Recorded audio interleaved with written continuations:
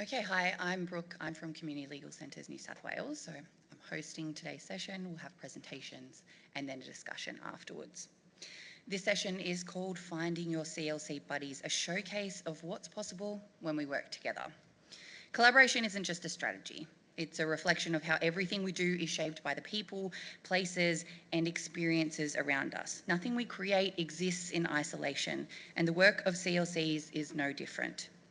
From joint legal services to statewide campaigns, what you'll hear today are real examples of how collaboration builds collective impact, making our work more effective, more sustainable, and more connected. I'll now hand over to our speakers to introduce themselves and take us through some of the inspiring partnerships. Thank you.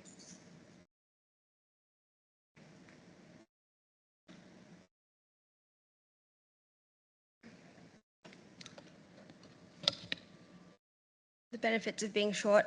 Hi everyone, my name is Yuva. I'm a senior employment lawyer at the Inner City Legal Centre, and I'm here to talk to you all today about a collaboration that we run with Redfern Legal Centre and Kingsford Legal Centre. So we're three inner city legal centres. The Employment Rights Legal Service, we're a statewide service, and dedicated to providing free employment law advice to vulnerable and other disadvantaged workers, mainly migrant workers across the state. Clicker. Does that work? Yes, it does. Before I really get into the meat of it all, I'd just like to acknowledge that we're meeting on unceded Biripi land today, and I pay my respects to elders past and present, and of course any First Nations people who might be in the room with us today. I went to, yes. Actually, I just realized I'm not going to be able to see the slides because I'm too short. Oh, no. Let's see if I can do it like this, actually. No, this is fine. This is fine. This works. Height adjustments.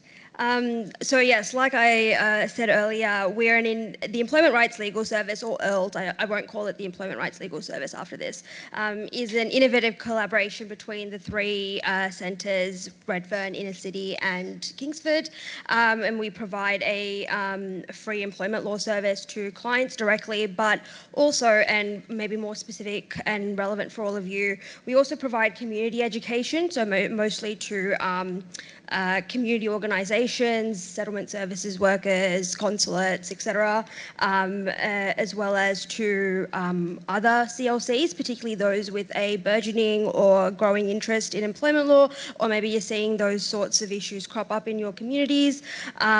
We also do, which is where the sector-wide capacity in employment law issues comes into play.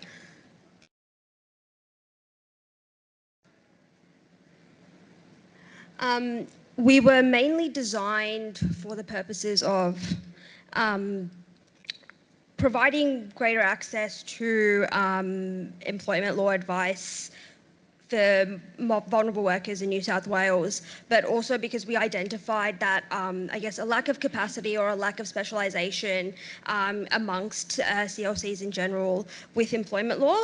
I guess maybe I'm generalising, but our understanding or the feel that we get is that a lot of people, particularly generalist solicitors, develop skills in employment law out of necessity, mostly because it's just the sort of thing that's coming through your doors.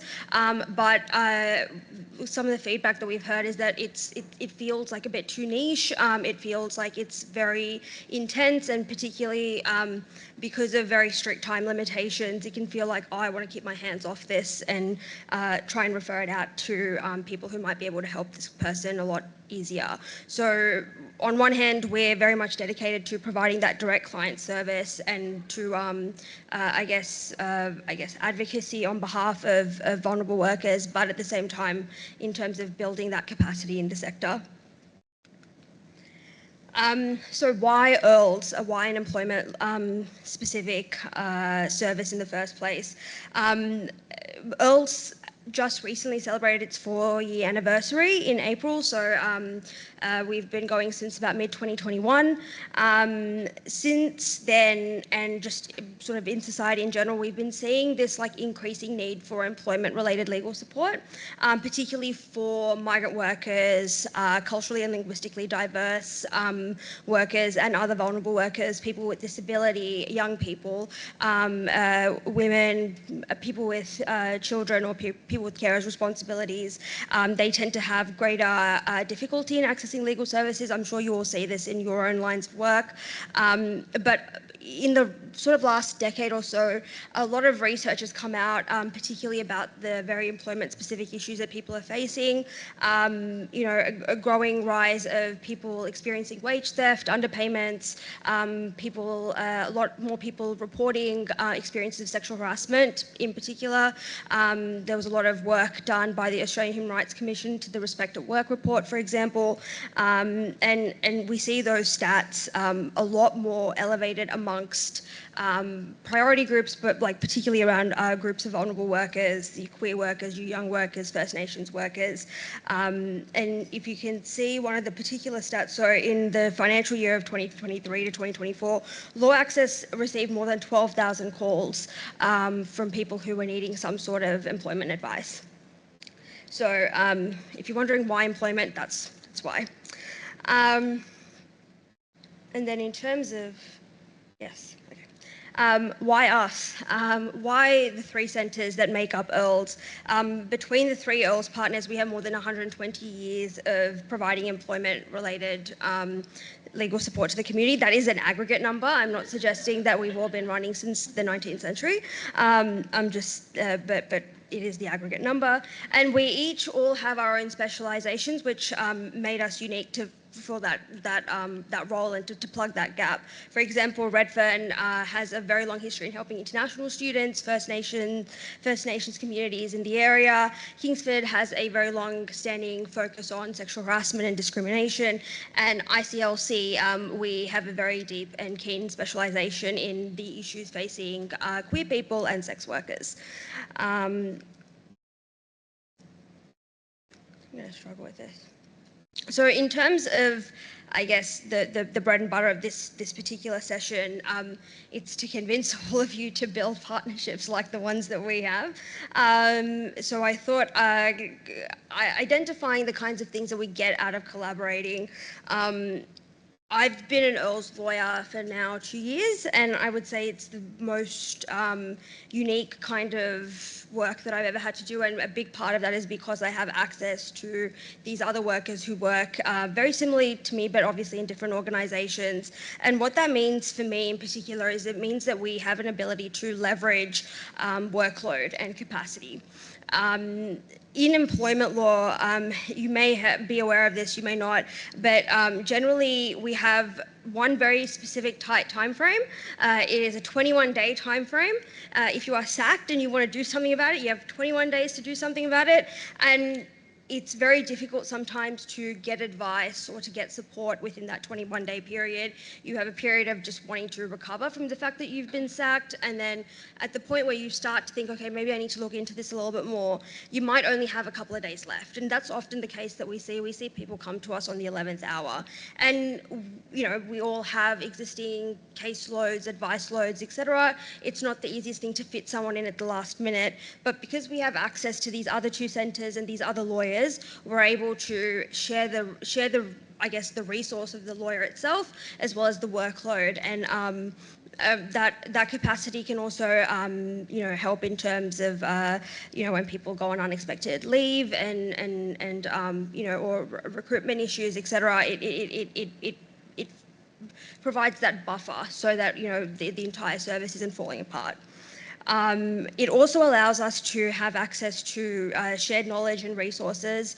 All Earls lawyers have a very deliberate specialisation in employment law. We all are able to bounce ideas off each other and talk to each other and benefit from each of our particular experiences. We've developed a shared resource, a knowledge hub that we share with external lawyers as well from other CLCs, just like your common sorts of employment issues, advice wording, so no one has to reinvent the wheel because we're all too busy for that. And I guess the expansion of reach, what one person can do is obviously going to be much less than what 3 or 4 can do.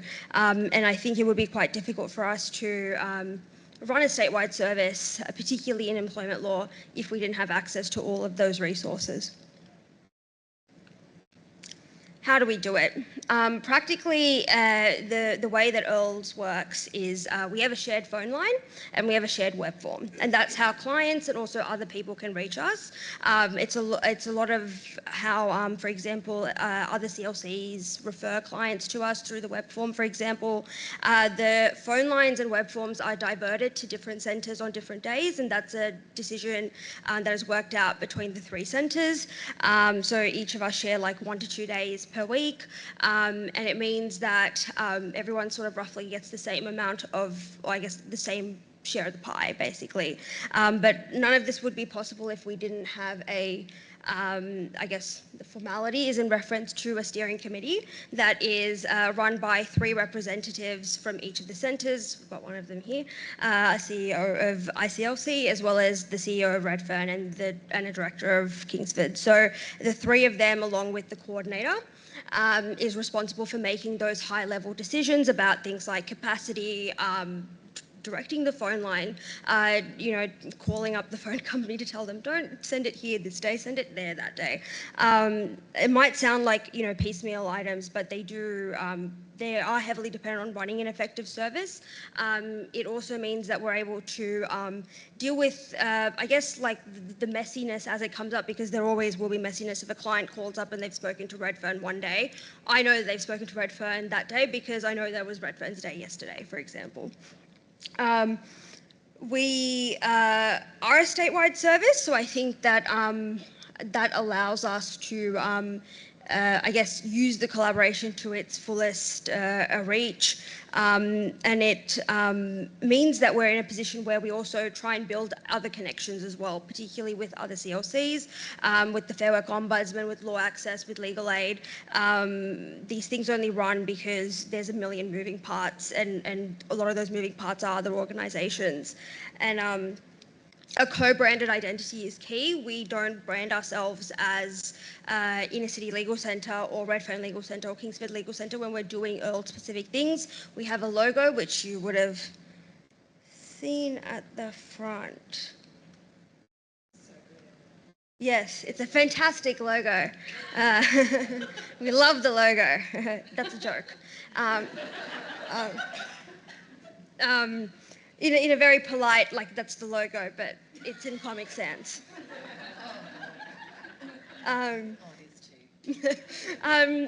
But it means that when people see our work, be it, casework, advice, most particularly law reform, we do a lot of work in terms of like developing resources for the community as well as for other lawyers, fact sheets and the like. They very clearly understand that it's coming from EARLS, it's not coming from an individual centre. Particularly things like law reform, for example, it's very common for us in EARLS to do a law reform piece from EARLS, but it will be written by one lawyer at, say, ICLC and another lawyer at Redfern, or Redfern and Kingsford. It means that we're able to have, it feels like a unique way of putting forward our ideas. We're all different people and have had different experiences in terms of our casework and our knowledge of the law. And so it just means that more fulfilling sort of external work gets put out there. I will one day get a hold of this.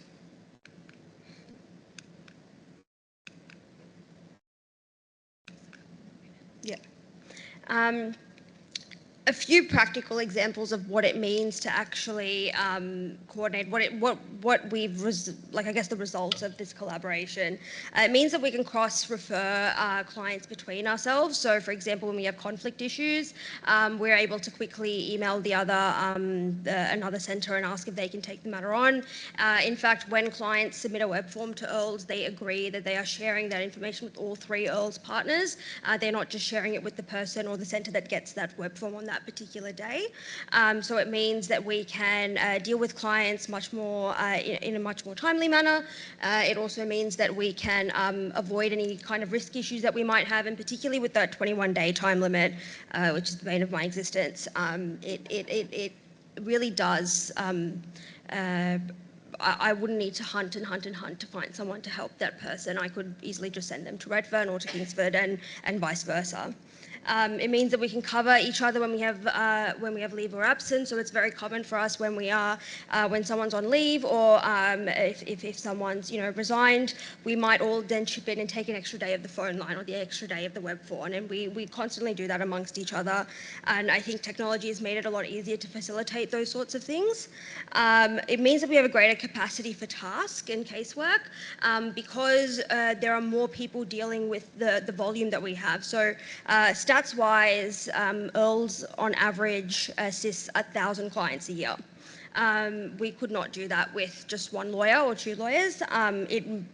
Because we are able to spread the advice load amongst the three centres, it means that we have a greater capacity for doing, I guess, more ongoing and greater assistance for our clients. I mentioned a shared knowledge hub earlier. It's hosted on SharePoint. It's got pro forma letters, advice wording, case law tables, damages tables. It covers pretty much any kind of issue that you would have seen in employment law, and it's years and years and years of work that all of us have collaborated to put together. It means that we're able to do law reform and advocacy a lot more easily, a lot more efficiently, a lot quicker. Sometimes those deadlines for law reform submissions are like 3 weeks, and having 3 lawyers means that you can split it amongst yourselves, and you can go down a lot easier.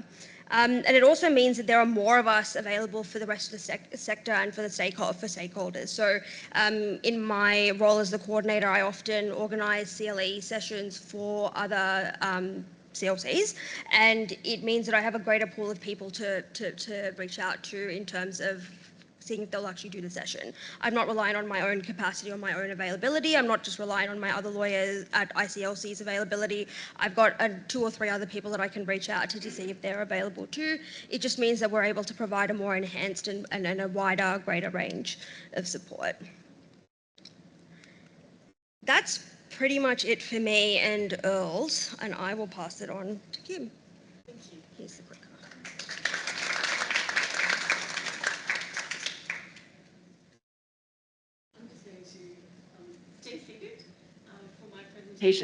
So my name is Kim Richardson, and I'm a Principal Solicitor at Youth Law Australia of our general legal practice, and I'm also the CLC New South Wales convener of the Youth Advocacy Network. And if you're not aware of the network or you haven't attended one of our meetings, I do encourage you to come along in a couple of weeks to our meeting, and we're going to have a great guest speaker. So in 2023, the Youth Advocacy Network were looking to determine, what we could do to really create some information sources that we could then provide to young people.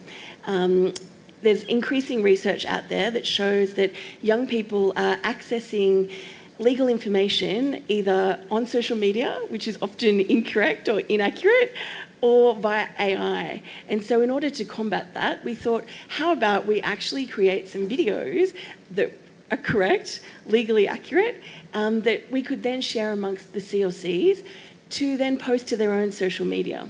And so that's what we decided to do. So in 2024 was the first year that we did it, and we decided to post the videos over Youth Week. So it's a very short period of time. We only needed a certain number of videos because we were aiming to post one each day. And we had 5 centres who volunteered very bravely to participate and create their own video.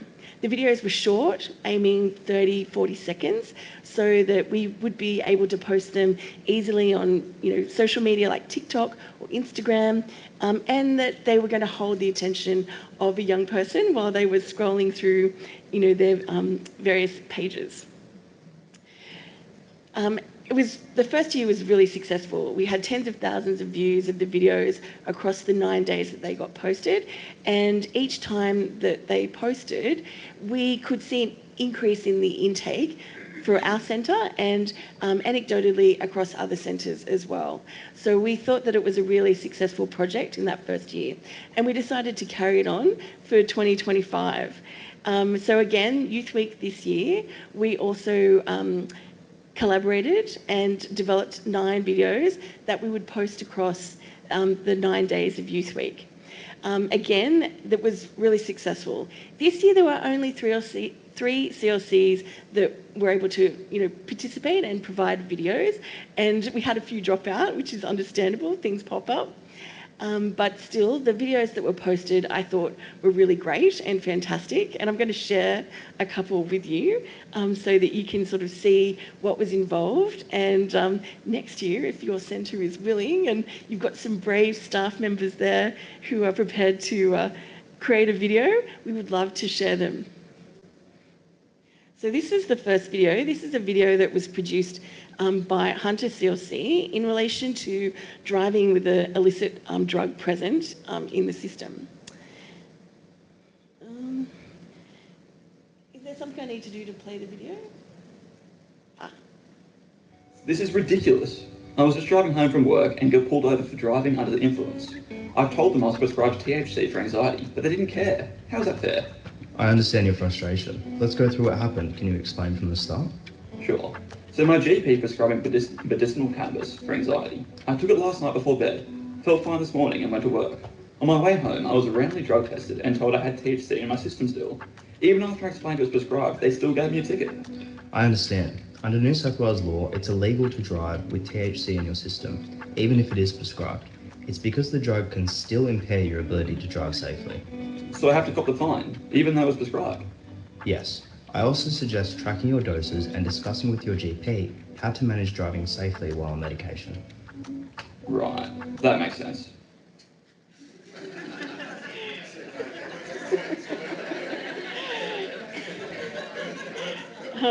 So you can see that we have included some branding right at the front that indicates that it's for Youth Week this week.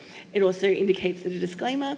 And then at the end, we've got the relevant logos for the centres that participated, and again, reinforcing that it's just legal information and not advice. And so you can sort of see it's a really short sort of video that has the correct legal information. And this is an issue that is really quite prevalent if you work in a general legal practice. I'm sure you get these sorts of questions all the time. The next video is in relation to tattoos and piercings, which is again another big issue for young people and wanting to make sure that they get the correct advice.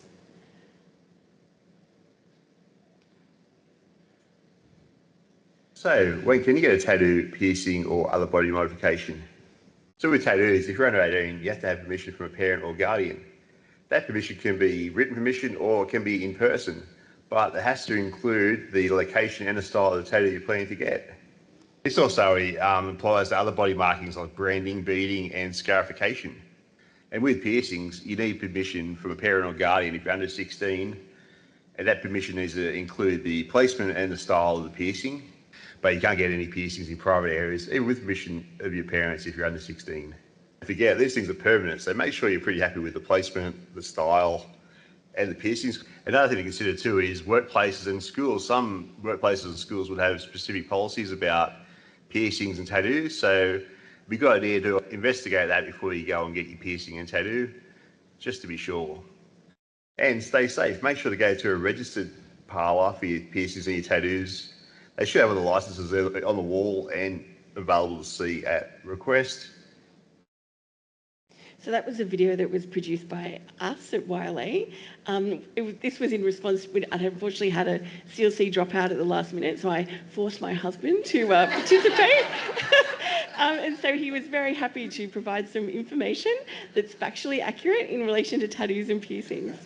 And the last video that I'd like to share is Consent to Sex, and this is by Shopfront Youth Legal Centre.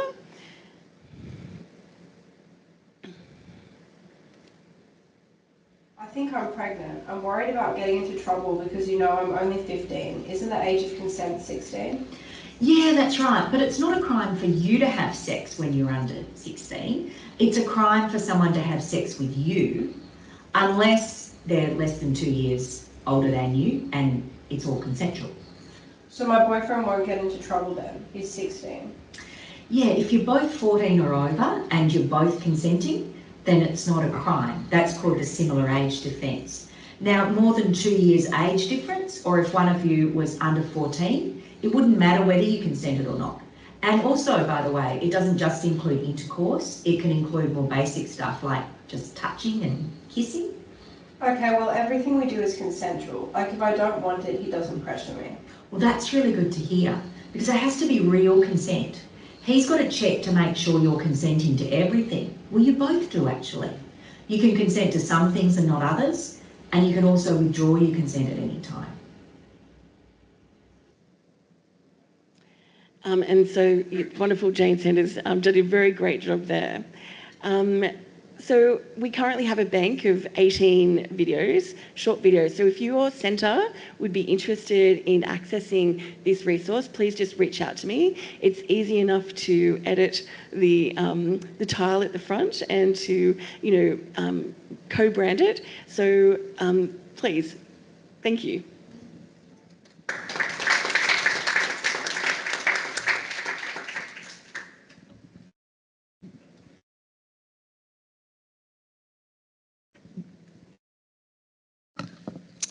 Hi everyone.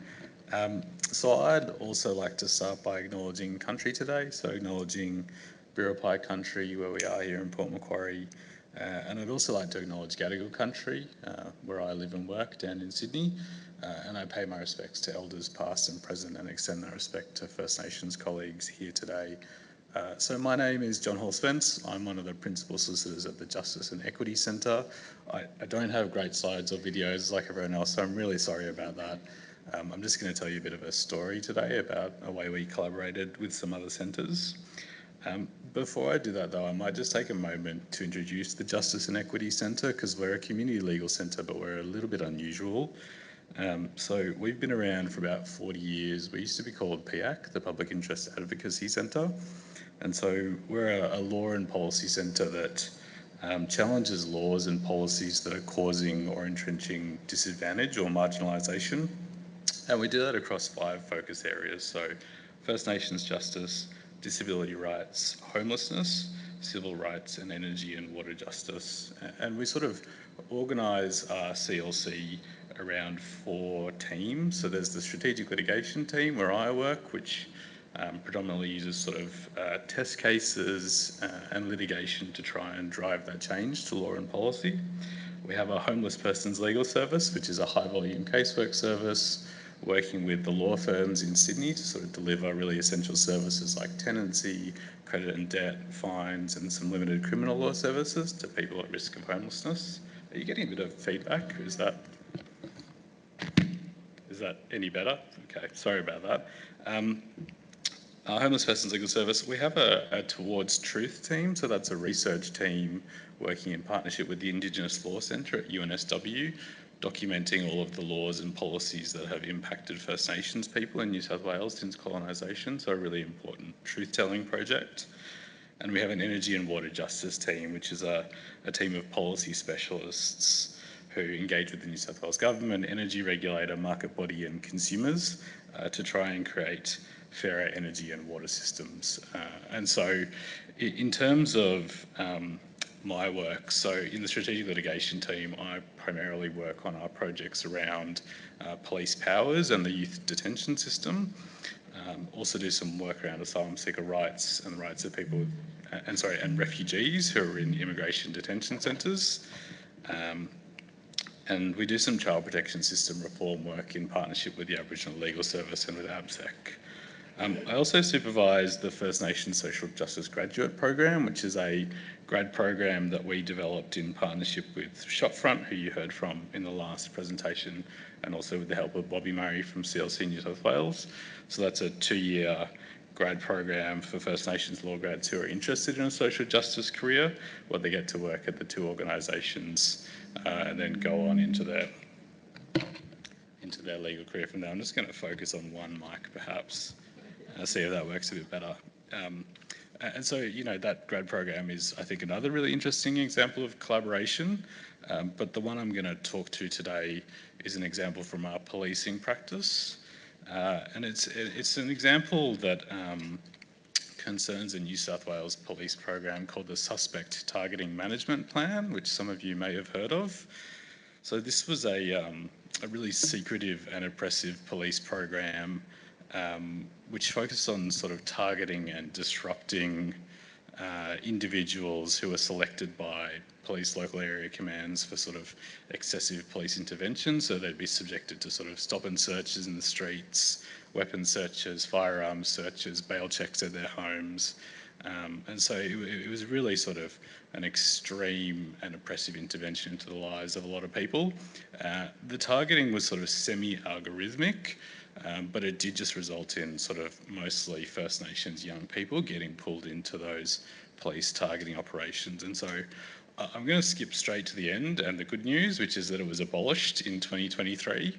And that was largely thanks to the efforts of a group of CLCs, including the JEC, alongside Legal Aid, the Aboriginal Legal Service, and Dr. Vicky Sentis from the University of New South Wales.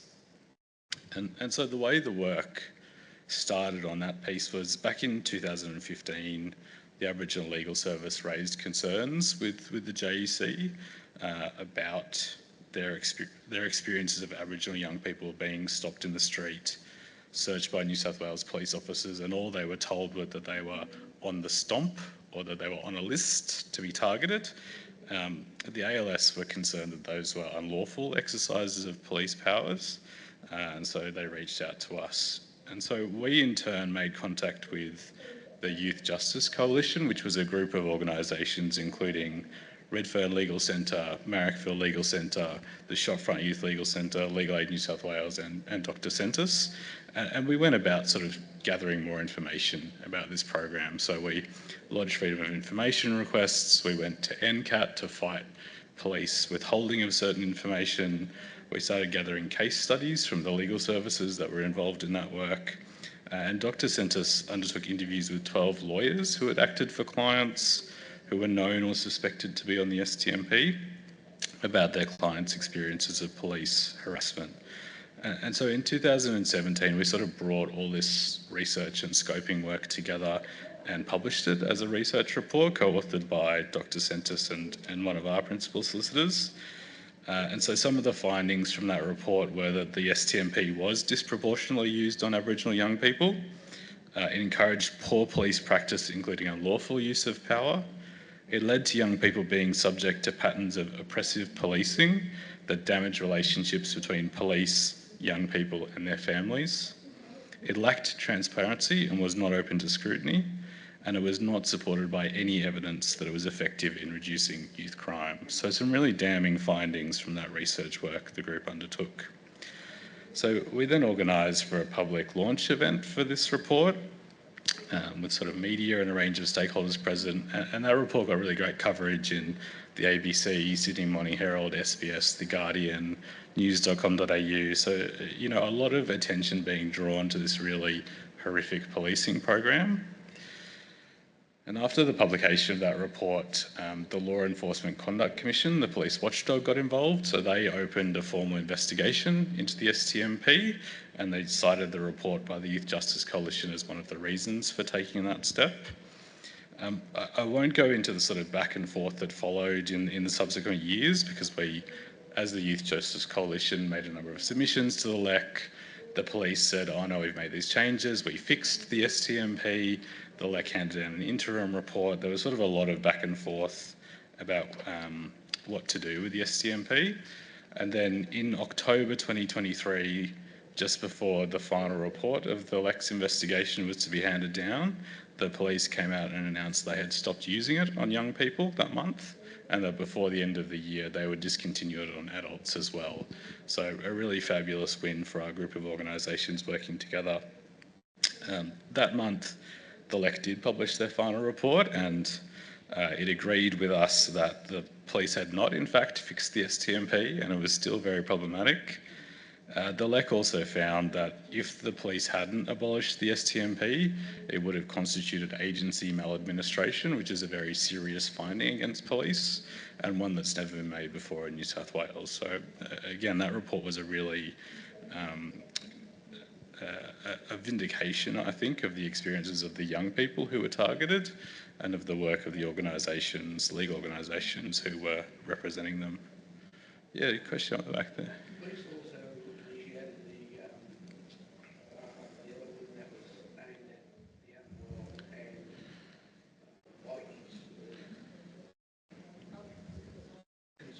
The consorting laws, yeah. So yeah.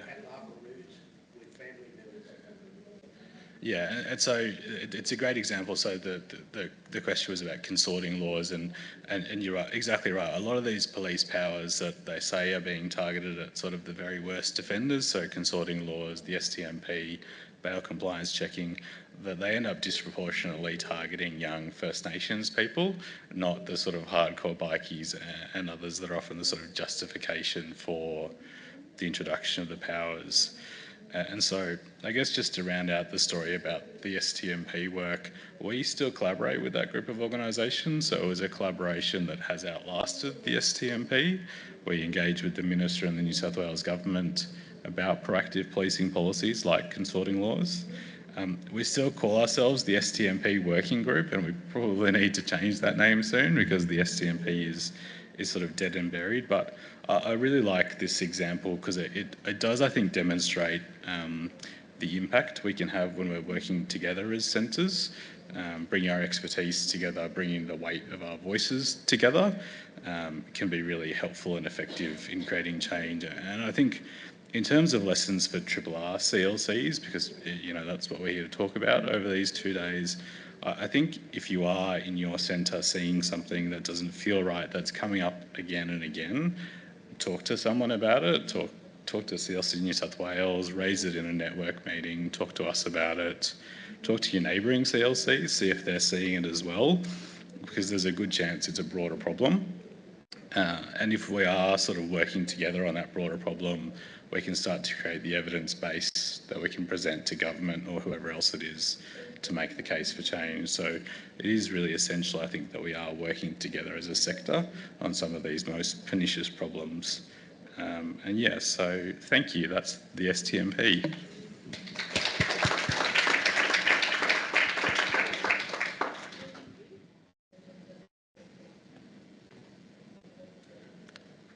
Okay, how do we drive this thing?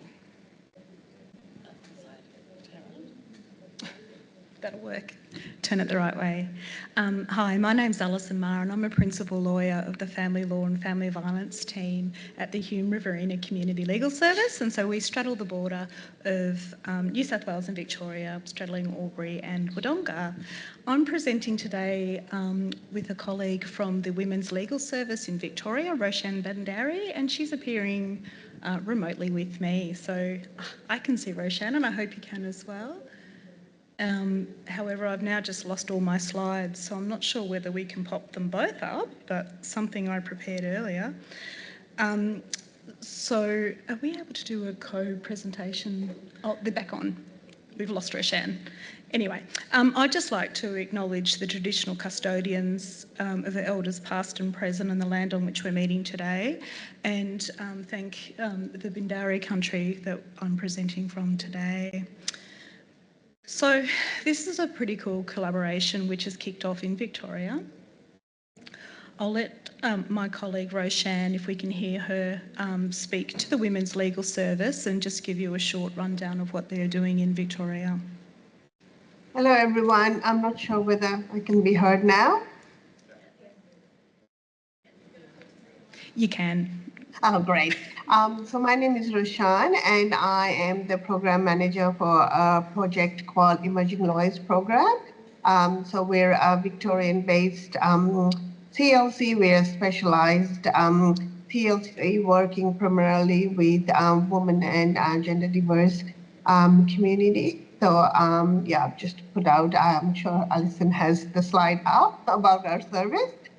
So we provide integrated support particularly in the area of family violence and family law. We have lawyers, social workers, and financial counselors working together to provide that holistic care for our clients. There we are, Roshan. You can talk to the second slide with your impacts. Yeah. So this is just an overview of the impact during the last financial year. I'll just put it up for you guys to have a quick look. And Roshan, they can see the slide now with the impacts. Yeah. So this is the impact during the last financial year. Just leaving it up there for a couple of seconds for you guys to have a quick look. We also provide education and training to the lawyers as well as the community. So that's another aspect of Women's Legal Service Support Services. Okay, thank you. And for the Hume Riverina Community Legal Service, as I said, we're a cross-border service, and we currently cover 17 local government areas across northeast Victoria and southern Riverina of New South Wales. We're a generalist place-based service. So you can see some of the impacts we have here from the 2023-2024 year. I'm very excited to see some of these statistics and data for our current year. But you can see here that in 2023-2024, we assisted over 1,300 clients, but quite staggeringly, we turned away more people than we were able to see or able to assist. That really sticks with us as a community legal service when we pride ourselves on access to justice. You can see that of the clients that we saw, over 88% experienced financial disadvantage, 71% of our clients experienced or were at risk of family violence. And you can see through the rest of the statistics there, with 51% experiencing poor mental health or living with a disability, 28% experiencing or at risk of homelessness, and almost 17% were Aboriginal and Torres Strait Islander people, and 15% were young people under 25 years of age. So that just gives you a little bit of a feel for our client base, but also knowing that more than half of the people who came to us for assistance was for assistance with family law and family violence issues. Okay. So the beauty of this collaboration, so this is driven from Women's Legal Service, who actually advocated and created the funding pool for this program. And where it arose from is purely evidence-based. We know that there was a skill shortage. The Victorian Law Foundation 2022 report found that almost half of Victorian CLCs had vacancies, a total of 63 vacancies, of which 65% were for full-time positions. We know that there's skills shortages and labour market challenges. There's a huge unmet legal need, and if you were in a session earlier, you saw that there were a lot of unmet legal need around family law issues. The gap in regional areas is quite huge. You heard from our centre, we're consistently turning people away, and people that really are deserving of our legal assistance that we just can't attend to. So the project was an innovative response to the workforce challenges and unmet need in family law and family violence. It was a partnership between Women's Legal Service and 14 community legal services across Victoria. And the idea was that we would grow our baby lawyers. So over an 18-month period, we would take on a lawyer, the CLCs would take on a lawyer, and essentially grow them. The lawyer had to have less than 12 months experience. So how we did this was Women's Legal Service sent out an expression of interest, and then the CLCs had to apply. There were both metro CLCs, specialist CLCs in Victoria, and then there were regional CLCs as well, so there was a really good cross-section. We interviewed our lawyers, so that was a joint process, which was really unusual because I've never sat with a funder to actually interview a candidate for our service, and so that was quite unique. And then we onboarded our emerging lawyer and we set them on their journey.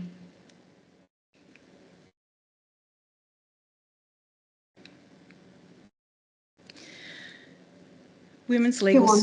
Sorry, yes, go Roshan, thank you.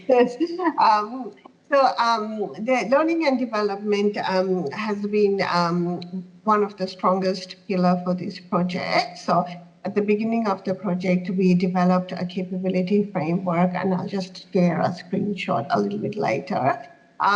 Just in terms of what we think the graduate lawyers come to us with the skills and capabilities, and what we hope to develop their capabilities during the 18 months period. So based on that capability framework, we designed a learning and development program comprising of a really robust 3 weeks induction program and when they commenced, as well as training intensive, a week long or a couple of days throughout the period of the project.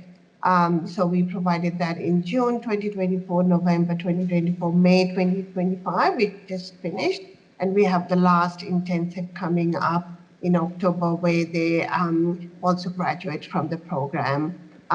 In addition to these learning opportunities through intensives, we also have a monthly communities of practice. We heard from the graduate lawyers about the isolation that they have faced during their law degrees, mostly probably around being COVID era, but also in terms of how PLTs were really isolating as well. So we really wanted to provide a network, a supportive network to these 14 graduate lawyers. So we bring them together on a monthly basis through a community of practice, which has a combination of learning and development topic, followed by a reflective session for about 45 minutes.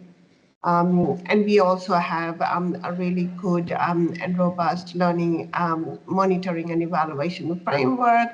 Through that, I, as a program manager, have regular meetings and surveys with the project managers, supervisors, and the emerging lawyers. The next slide is just to share what the capability framework looks like. So we also looked into the legal expertise that we wanted the emerging lawyers to progress during the 18 months period, but we also looked into some of the soft skills. We only wanted to share the first, the first slide. The slide only has the first page, but the second page also, talks about some of the soft skills. As you can see here, we also have intersectionality as one of the guiding principles, as well as the problem solving, as well as client-centered soft skills as well, that we were able to incorporate throughout the learning programs. Okay, so collaboration has been the cornerstone of this project. We've had regular consultations, site visits, check-ins, forums, community practice. We've worked on some joint advocacy and regular feedback and continuous quality improvement. The impact has been huge. So this was for the first period between May and December. So there were another 1,329 services that were provided across Victoria purely as a result of this Emerging Lawyers program. You can see there that the services provided were 507 for family law issues and 91 services for criminal law issues, and 1,079 services for civil law issues. A total of 942 clients were assisted. The client interviews were quite well thought out. It used a third party, or Women's Legal Service engaged a third party to conduct the interviews in a trauma-informed way, and that provided really valuable insight. There's a second wave that we're coming through now with the client interviews. The feedback has been really outstanding. You can read here some of the feedback that was provided in the first wave of the evaluation. Probably my favourite is one that actually relates to our service and the assistance that was provided by our emerging lawyer, Charlene. And it says, "Oh my goodness, you're amazing. Thank you so much. Is it too early for a glass of champagne?" Can anyone guess what that response followed? What type of application was made to warrant, is it time for a glass of champagne? It's got to be divorce, doesn't it? Yeah, we've had cakes for divorce, all sorts of things. I do have a really short clip from Charlene. Can I play that? Yeah, sure. Okay, so Charlene is our emerging lawyer. She's absolutely fantastic, and it's been a privilege to be her supervisor through the first part of her learning. And this is a short clip from Charlene. My name is Shailene, and I'm a lawyer in the Family Law Family Violence team here at the Hume Riverina Community Legal Service. I was employed into this role through the Emerging Lawyers program funded by Women's Legal Service Victoria. I've been in my role for a little over 12 months now. I applied to this role because I always knew I wanted to work in an environment where I could help people, and to be honest, I wasn't quite sure how to do that. I'd always been a fan of Women's Legal Service and the work that they were doing, and I'd always followed their pages on LinkedIn. So when I saw the position pop up, I jumped on it, and I was really excited to become a part of what they were doing. One of the greatest things about the program has been the exposure, just seeing the opportunities that are available, not just in the state, but across the country. I'm from WA, and I'd never heard of Albury Wodonga prior to applying for the role. The East for me was the big cities, so it was nice to be exposed to the different opportunities that are potentially available. Since joining the program, we initially started off with intensive training for the first 3 weeks of our roles. And as part of that, we got some in-depth training in the areas of family law, family violence, which was really great because it gave us that great foundation for substantive knowledge that I was then able to use in my role. And working in the team here at HRCLS, I've been able to then build on that and learn how to practice in such a complex area of law, and not just the practice, but also the factors around self-care, learning how to take care of yourself and building yourself up to a place where you can have a little bit of tenure in the role and actually learn how to enjoy the work that I do. So that's been exciting. We've also been receiving support in terms of continued collaboration across the group. We've got a community of practices that we hold once a month, which is always a great opportunity to collaborate with the other emerging lawyers. We've had a few intensives during the program, which has been a good opportunity to get together and continue on our training and learning journey. And I think having that foundation has been a good place to build on, and it's still a journey that I'm on. I continue to currently build on that knowledge and experience with my current role, and I do have the benefit of the team here and learning from their knowledge and experience, and it's something that I'm continuing to do. I relocated for the role, which was initially difficult, moving across the country to a new area, but the region has been wonderful. I've been welcomed really well, and I've really enjoyed being a part of the team. I look forward for what the future holds. Haven't quite decided what that is yet, but I have been fortunate enough to secure a 12-month role, so that's brought me a little bit more time to think about what the future holds and where I go to from here. Okay, thank you.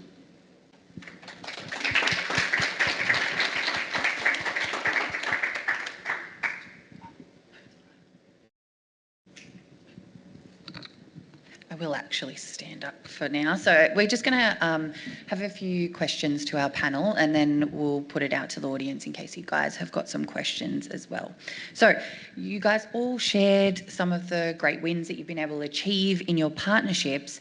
What is one caution or challenge that you'd urge others to watch out for when you're entering into something similar? I'm happy to go first.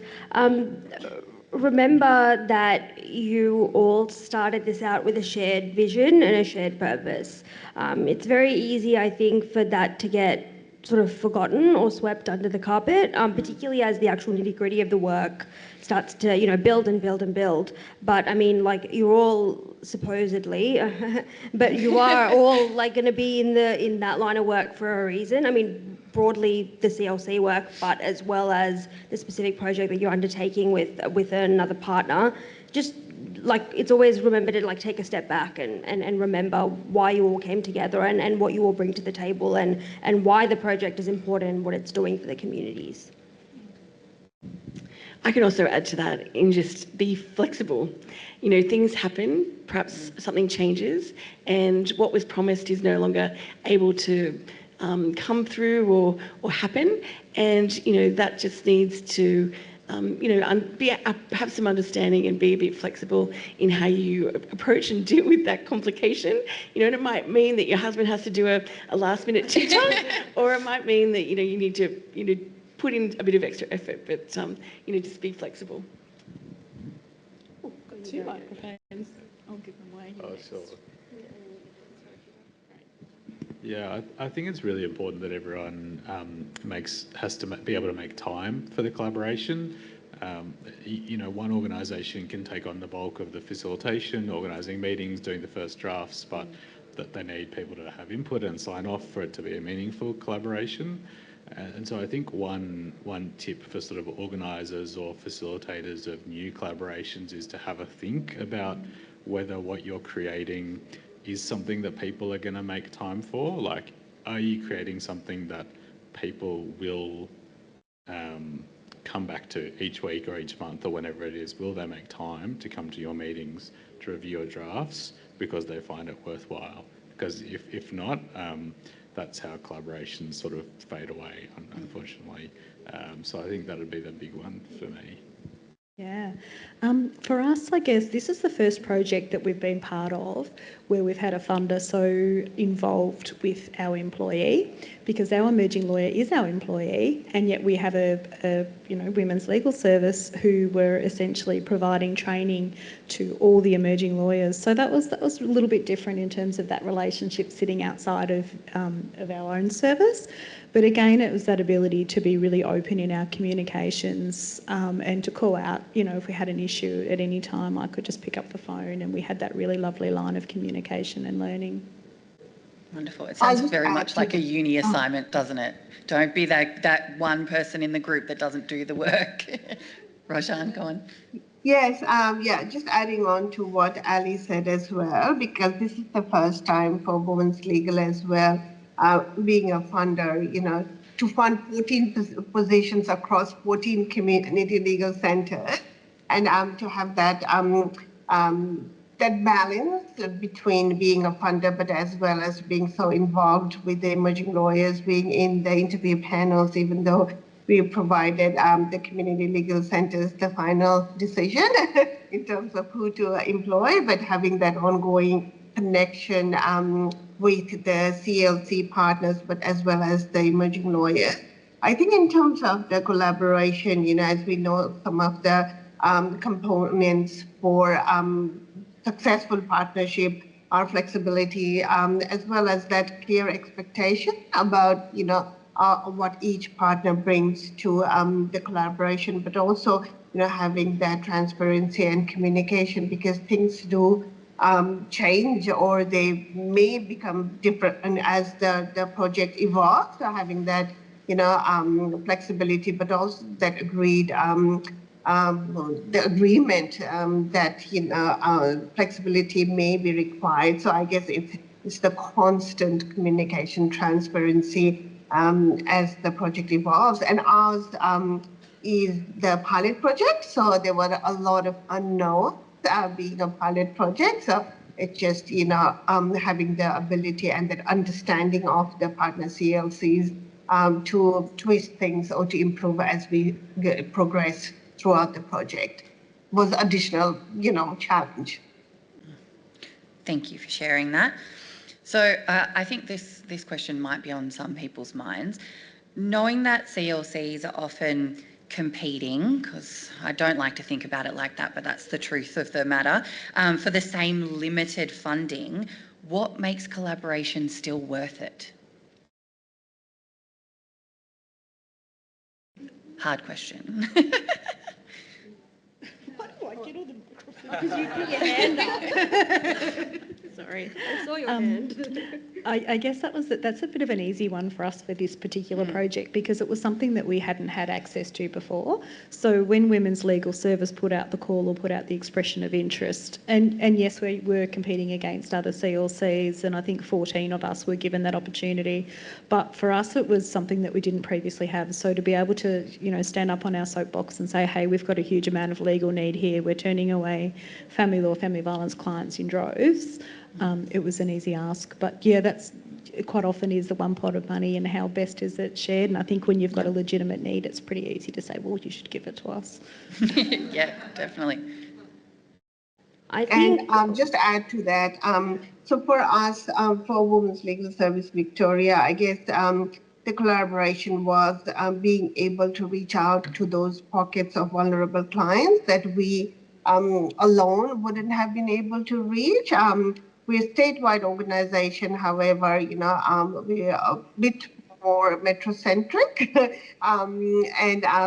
What our partner CLCs have been able to achieve in terms of providing this much needed support to the clients that need most. The impact, I think, has been amazing. I've just had the new lot of data come through just this morning. And in the last 6 months, 1,647 services were provided collectively by the 14 community legal centers, as well as providing support to over 1,000 clients. So that impact is what keeps us going, I guess. just to, I guess I'm leaping off of that answer as well. I think it's important that you somewhat accept also that you are one person or one service or one lawyer, whatever it might be, and your reach will only extend so far, particularly in situations like, for example, EARLS is a statewide service, and so, my capacity or another lawyer's capacity to go and deal with all the employment issues facing every disadvantaged worker in New South Wales is just, it's not possible. As much as we would want it to be completely different, none of us are superhuman. I'm not suggesting that 3 to 4 lawyers across 3 centres based in Sydney is the answer or the solution to that problem, but it is still better than just one lawyer fighting the good fight, continuing to go on and then getting burnt out and quitting, and then again that whole vicious circle starts over and over again. I think the more people that you have, I think the impact can be greater, the reach can be greater, everything can be just more. And I think if you remember, again, I guess I'm repeating myself, but like that shared commitment is what brought you all together, and that shared commitment keeps you going forward. I think it hopefully, again, sort of balances that need to or worry about my pot of money or your pot of money, and yeah. And I guess just to build on those answers, when we collaborate, we maximise our impact. The example that I brought to the presentation, none of our organisations, I think, could have got that result individually, but we did it together. And I think when we are maximising our impact in those ways, we build the case to grow that pot of money that's available, because we're showing that as a sector we are important and we are valuable and our communities couldn't do without us. And when we're demonstrating that, there's hopefully more money to go around for everyone. Whereas if we're competing and fighting, then we're diminishing our ability to show the impact we can have. Excellent, thank you. So my final one before I hand over to the audience, and I think maybe comes off the back of the funding question, because I think the not-for-profit sector, not just community legal centres, is rife with this kind of, we're fighting for money, et cetera, we're all severely underfunded, understaffed and all of that. What helped build trust between the organisations when you were starting out with this partnership, so you learned to trust each other and work openly and transparently? I guess EARLS is an interesting case in the sense that the 3 centres involved in EARLS already had a long-standing relationship with each other prior to EARLS becoming a formal partnership. So because Redfern, Inner City and Kingsford are the 3 sort of metro CLCs in Sydney, it made sense for us to have relationships with each other. With EARLS, I guess one thing that I will point out, I probably should have pointed it out in my presentation, we do have a memorandum of understanding between the 3 partner centres. It does set out, what the steering committee is, what the steering committee will decide, what the coordinator does, how you deal with disputes, those sorts of things. I think because a lot of us are lawyers, or we work in the legal sector, sector. We like things in writing, surprise, surprise. And so I think that helps to build trust. I think there's an inherent amount of trust if you're putting in the funding application in the first place together and saying all the same things. I think respect for each other, I think, is the important thing as well. But yeah, I love a good thing in writing. I think also just a willingness to try. Yeah. Particularly, I mean, the project that we did, TikToks, that's a relatively low-level sort of collaboration, but it's not, anything as such as the Earls or as detailed as that. But certainly just a willingness to put yourself out there, give it a go, and see what happens. People are pretty scared of making TikToks, so... I know, look. but they're very easy. You can see by the quality of the ones that we've shown today. They're not, anything amazing, but... Oh, I think just to add, building trust takes time. It can be slow. I think what sustains collaborations are common vision and a common way of working, which is where the respect comes into it. And it takes time to figure out about each other that you do have a common vision and a common way of working. And so I think don't be afraid to sort of take it slow as you sort of get a feel for one another as partners in the collaboration before putting something in writing and making it serious. For me, it's around the fit, and the trust came from working with a really respected organisation, and both of our services knowing that we're onto a good thing and let's make this work. So it was a good intent and the purpose going forward. Awesome. Okay. And for us, sorry, if I may add, we've had a lot of relationship with the other CLCs across the 14 partners through different projects as well as our training programs. So, I guess that shared value was what helped us build the trust. We also have the credibility in the sector, I guess, and so have the other 14 CLCs. So, it was relatively easier to build upon that. Great. Okay, well, I'll put it out to the audience. Does anybody have any questions for our panel? I'm going to run this mic down. Oh, it's all right. You guys share that one and I'll do the running because I don't have to do any of the talking. This question's probably more for you. With three CLCs working together in one area with one common phone line, how does it work with conflict checking and that kind of is that someone rings up, are you all three conflict checked out? We're a CLC, we cover a large area, we conflict out quite easily. How does it work for you guys?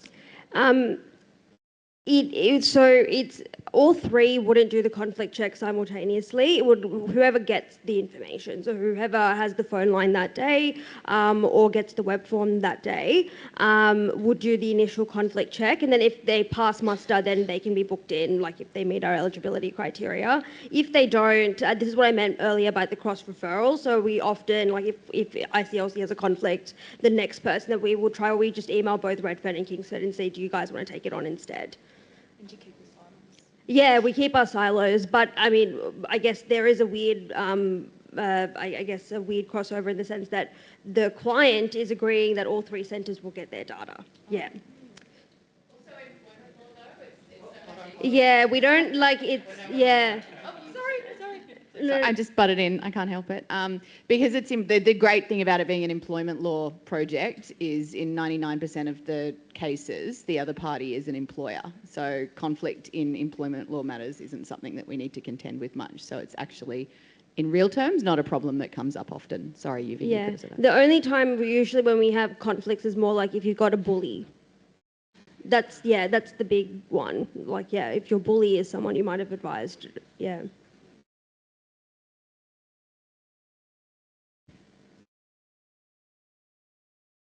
Kim, does your husband intend changing his occupation to influencer? Well, he was he took a bit of a break from work last year, so he did have that opportunity to expand his horizons into the social media influence. Any other questions?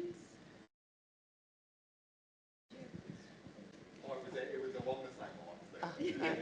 Okay. Yeah, I was just wondering for any of these projects whether any of your CLCs made joint funding applications to any funders and what that process was like if you did. We did for Earls, and I actually wasn't there at the time, but my understanding is that we all three submitted the same application, just changed the names. Pretty much. And then when you have like the benefit of having someone like a coordinator as part of that project is that it's like one person who can do, even though it's 3 centres and they are theoretically employed by one centre, because they work across the entire service, all 3 centres, they're one person drafting the whole application. They're just like, here you go, this is for you to submit.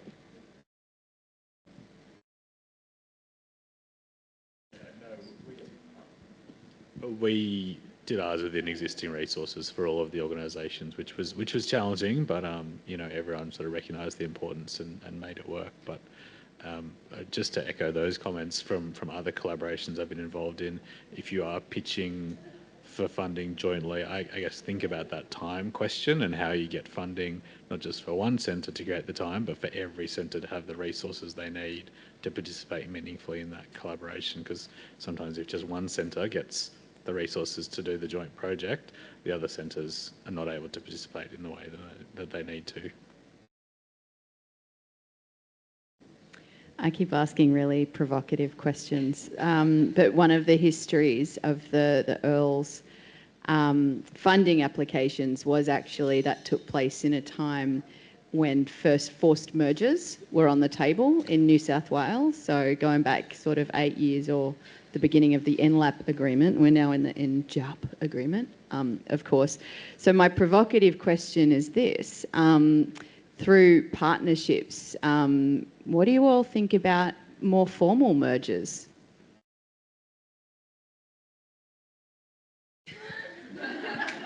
Don't be scared now.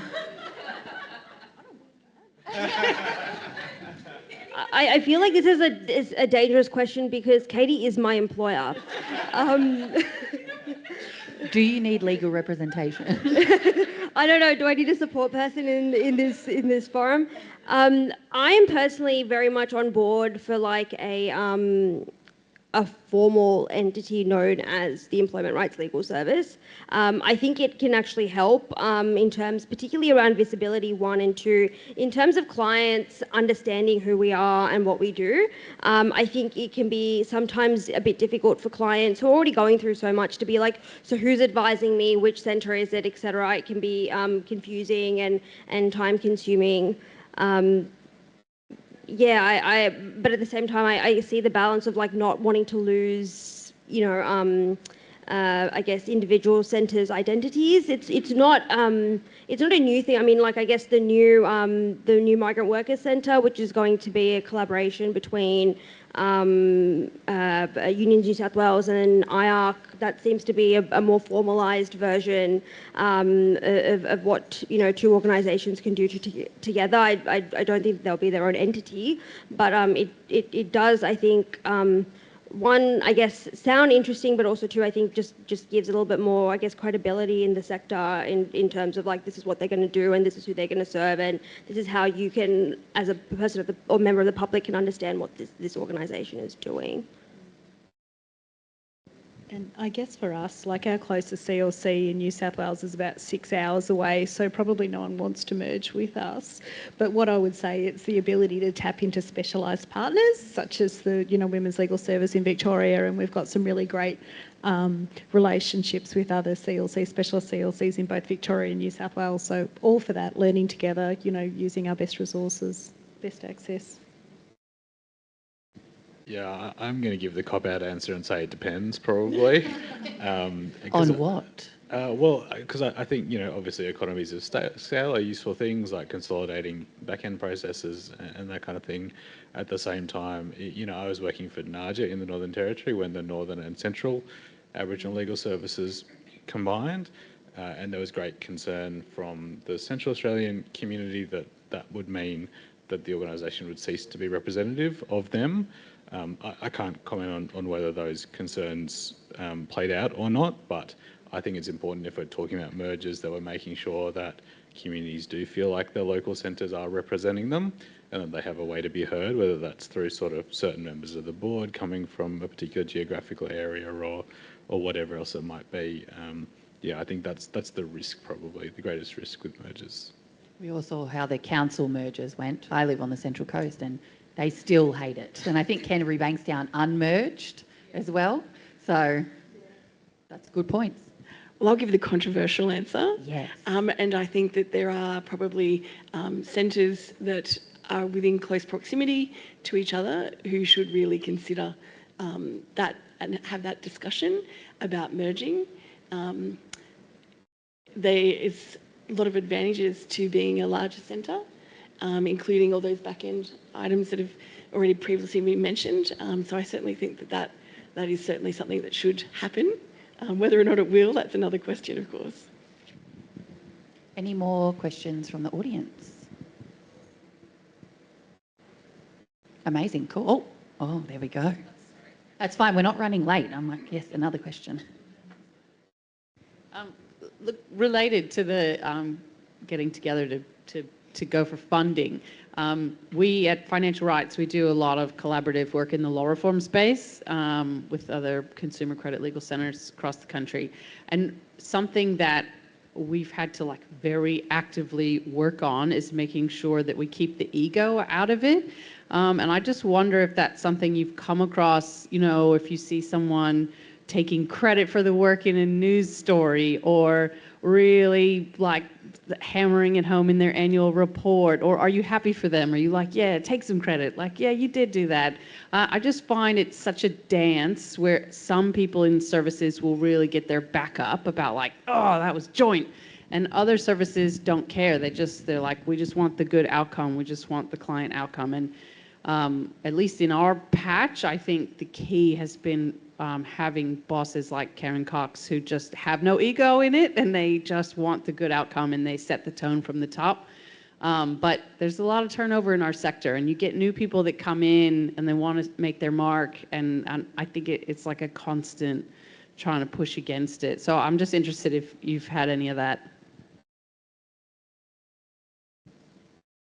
Loving the controversial questions. Yeah, I can talk to that a little bit. Yeah. So as a lead organization, in this project, we do a lot. We do have really strong presence in the social media. So when we first advertised, for the EOIs, we provided that information via different platforms. But after we chose the partner CLCs, we would always include them in media releases, the public announcement, we would tag them, the relevant partner CLC. So it's just, making that visible rather than us just leading the project, but bringing the partner CLCs in that platform as well. So I think was a really good approach because that gives the visibility to the partners as well and not just the lead organization. I think there's also a level of conscious reminder, which I think plays a big part, is that on a couple of levels, being that on one level, remember that you are a partnership and that you're all doing it together, and to always be okay, I'm not a lawyer at Inner City Legal Centre right now, I'm an Earls lawyer, for example, and I think the more you repeat that in your own head, the easier it becomes. And I think all of us in Earls share that. It's a conscious thing that we keep reminding ourselves, not because we don't want it to be the case, but it's just something that, you're so used to, I guess propagating yourself as part of a particular organisation, to have something that's a little out of the ordinary is a bit different. That might require something extra. But I think also just a conscious reminder that the collaboration exists for a reason, and also that's what's important at the end of the day. No matter and these things will happen. You'll have tiny little disputes, fights, whatever it might be. You won't have people who agree all the time, and that's very common. We're all strong people. That's why we're in the sector, and we have strong opinions as well. Otherwise, again, we wouldn't be in the sector. But yeah, again, just reminding that collaboration is what's important, and the project is what's important, and that succeeding and that creating a lasting legacy is key here. And like, I don't matter, they don't matter. I mean, I matter, but again, like, you know, not to the extent that this thing should fall apart. Because I'm unhappy, or I didn't like how someone said that, or I didn't like that I didn't get credit for that. Great. Just to add to that, I think having a common name really helps, because it's, you know, we were talking as the STMP working group in my example every time, so it wasn't any one organisation. I think the other reflection I have is that, in my experience, those people tend to sort of self-select out of collaborations because they're not good at playing nice with others. So they stop coming to the meetings, or they let someone else from their organisation who is better at that stuff do the work instead. So I've certainly experienced that in my time in collaborations, but those people haven't stayed long. Exactly. Okay, that brings us to the end of our session. We've got afternoon tea and then our final session for the afternoon. So if we can just give our panellists a round of applause.